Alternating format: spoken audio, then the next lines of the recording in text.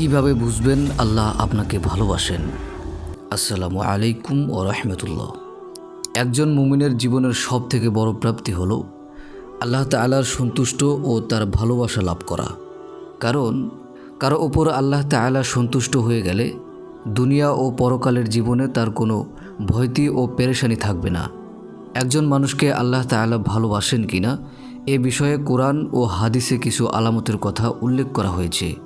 এর মাধ্যমে একজন মানুষ সহজে বুঝতে পারবেন তিনি আল্লাহর প্রিয় বান্দা কিনা এবং তার ভালোবাসার পাত্র কিনা।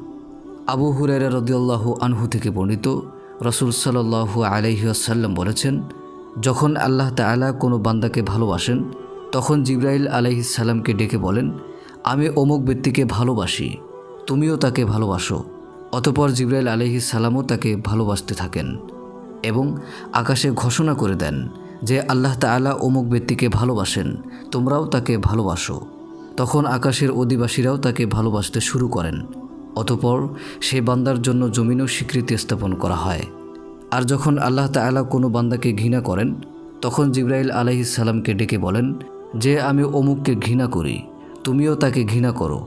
অতঃপর জিবরাইল আলাইহিস সালামও তাকে ঘৃণা করেন এবং আকাশে ঘোষণা করে দেন যে আল্লাহ তাআলা অমুক ব্যক্তিকে ঘৃণা করেন, তোমরাও তাকে ঘৃণা করো, এবং আকাশবাসীরাও তার প্রতি ঘৃণা পোষণ করেন। অতঃপর তার জন্য জমিনেও ঘৃণা স্থাপন করা হয়।